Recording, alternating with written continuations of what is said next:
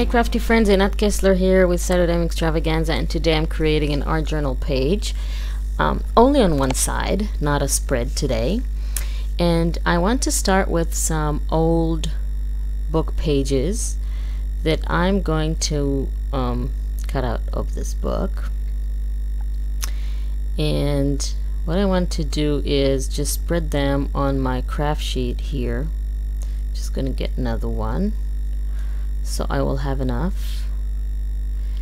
And what I'm going to do is spray them with Dylusions ink sprays, which I really love. They have very bright colors and really good coverage, and I really enjoy using them. This one is a little bit clogged. I just want to open it with a little pin. Okay, there we go. So I'm just randomly spraying the pages with all kinds of reds, oranges, and yellows. This is what I want my art journal page to, this is the color scheme I want for it. So I'm just randomly spraying here and there, so they will all have the same colors but with a different combination, because I don't really know where the sprays are gonna, well, I do because I'm spraying, but it doesn't really matter where on the page I'm spraying, just as long as all of the papers have the same colors on them. So once I've sprayed all of that, need to really dry this, because the old book pages are very thin and we need them to really dry before using them, otherwise they'll tear because of all the liquid they absorb. So I'm just going to add a little bit more color with the same colors distress inks. So I'm just going to do this direct to page with a little mini ink pad. I'm going to use the blender for the larger ink pads, but with the mini it's really fun to just direct on page. Just add the color that you want, in this case yellow, and I'm going to use the blender for the larger ones, just in empty spots or in spots that I want the color to be brighter. I'm just adding the extra color, and I want to have a little bit of circles here and there. I don't even know if they're gonna show. You'll understand why in a minute, but I'm just having fun here with those colors. Okay, so I'm just gonna dry them a little bit more because they're still a little damp. Okay, so I want the same colors on my page, and I'm just gonna go in with the inks, with the distress inks, and add the colors. And I'm only adding the colors on the edges because the center can stay white, because it's not going to show. You'll see in just a second. Adding a little bit of orange to the mix, and then, and by the way, I didn't gesso the page, didn't feel like it, so the inks have a little bit of a hard time blending, so I'm just gonna spritz them with water to activate them. The distress inks really work well with water. They react to water, and then the blending becomes much more fun this way. Okay, so that's done, and I'm just going to dry this again a little bit. And what I want to do now is use some gel medium to glue down the papers to my art journal page. So what I'm going to do is tear them around, because I don't want any straight edges here. And basically I'm going to create a tunnel, and I'm going to show you how to do that. I'm just tearing the paper in sort of a well, there is no name for this shape, but and I'm just going to create sort of a shape, not exactly a circle, but more of an oval shape, kind of not really geometrical oval, because it's not going to be very accurate, but the idea is of an oval. And since the pages are a little bit small, the first layer that I'm going to create, I'm just going to create it from two pages, and just add to its size. And I'm going to show you how to do this. So the first page, I teared it vertically, and I'm going to attach it to my page like so. And I'm using gel medium because it really gets the pages attached to the original page very well, and then it also seals them, because if later I want to add something, and I have used, you know, the inks which react with water, and Dylusions as well, they can smear.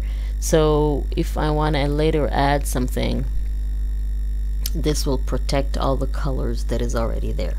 So the next step is to create the top part of my so-called oval shape. I'm just going to take another piece of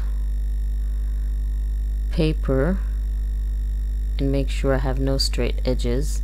And since they all have the same color scheme, they really work well together, and you can't even tell, or you won't be able to tell, that the first layer is basically created from a few pieces of paper and not just one. So I'm just going to make that a little bit smaller and add that on the bottom. So the first layer basically almost covers the entire surface of the page. That's why I told you can leave all the center without any color, because it's not going to show anyway.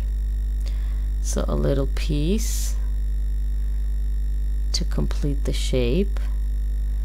Okay, so now we can go ahead and move to the second layer. I just want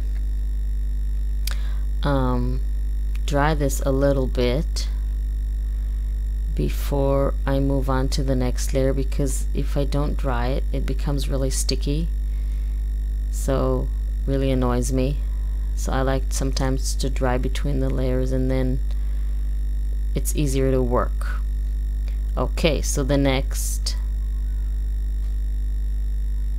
page, and this is not too visible, you can't see the layers very well, but I promise you that they will be much more visible when we are finished.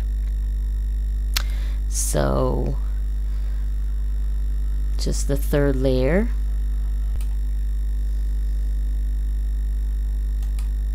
So I'm just cutting it to size. That's why I told you I'm not sure that the circles that I created with the foam that I had earlier I'm going to show, because I am tearing the paper, but you know, it was fun, so they might show and they might not. So the third layer goes in,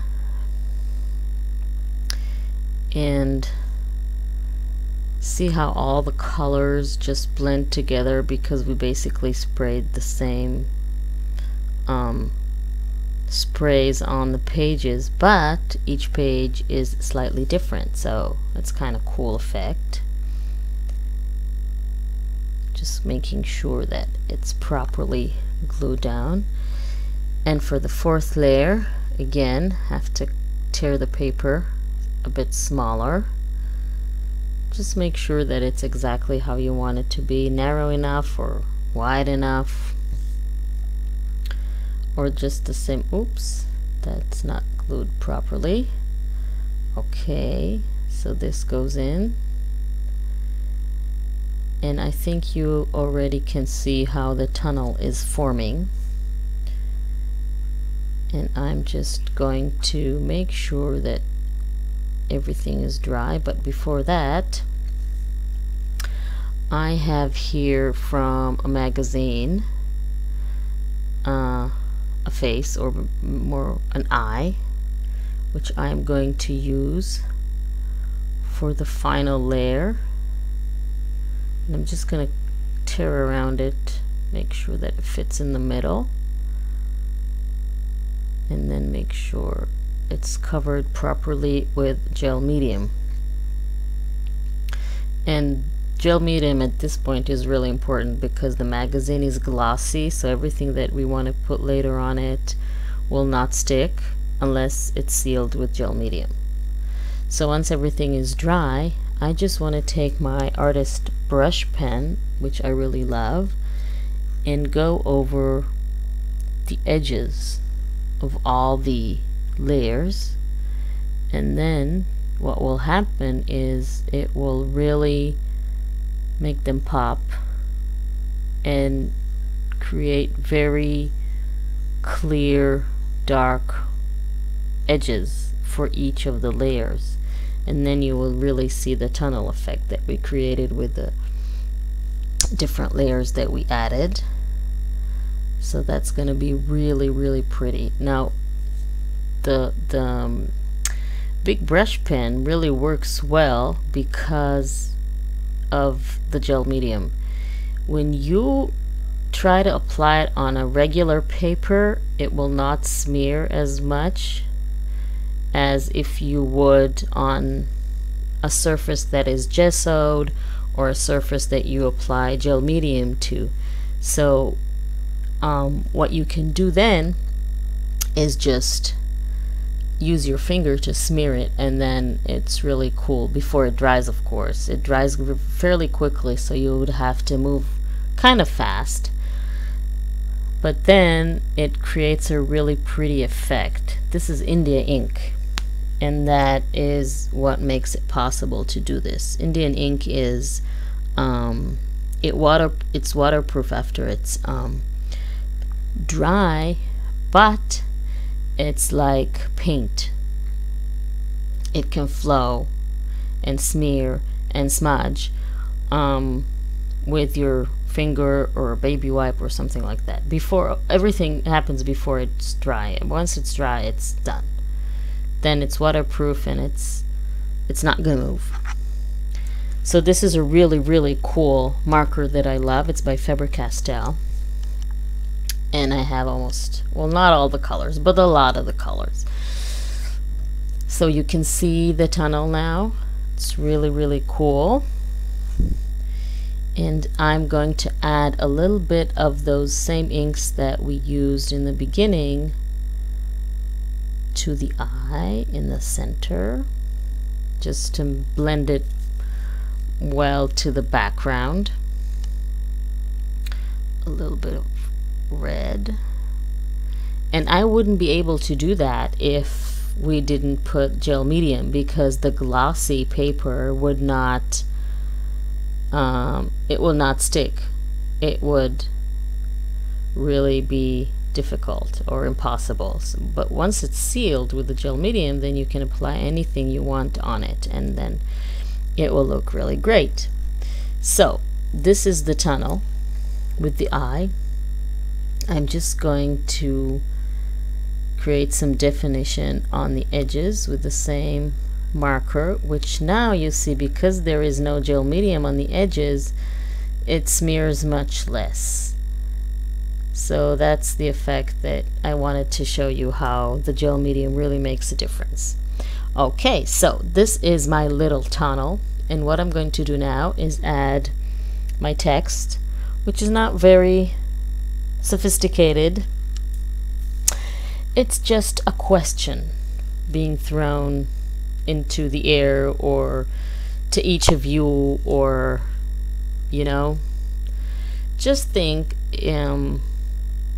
about any aspect of your art, of your life, or of your relationships.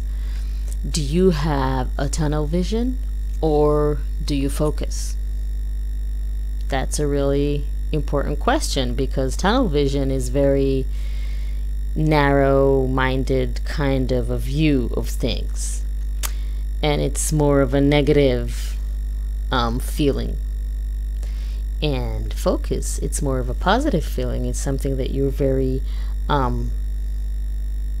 oriented to, and that you're working on something to achieve it, and you're very focused on it because you want to succeed, but not because you don't want to see other things. Unlike tunnel vision, which everything else, you block everything else because of narrow-mindedness or something like that. So that's the question that I'm asking myself, and I'm asking you: tunnel vision or focus? Where am I on this scale? Where are you? Where is everybody, for that matter? Excuse me. And that eye is, you know, is it narrow-minded looking at us, or is it focusing on us? So that's the question of this art journal page, which, by the way, I really like how it turned out. I think it's really delivering the message, and I really like the colors, and basically this is how I envisioned it, which is also sometimes it doesn't happen. I envision something and then something completely different comes out. But I really like this one. So I hope you really like this art journal page too. It was fast to make, but really have a strong statement and presence. So I want to thank everyone for joining me and watching this video. If you liked it, please give it a thumbs up. Don't forget to subscribe to my channel. You'll have links at the end of the video. Also, make sure to visit my website, anatkessler.com. Again, you'll have a link at the end of the video. You'll find lots of inspiration in there, ideas, articles, classes, and so on. So thank you very much for watching, and I'll see you all next time.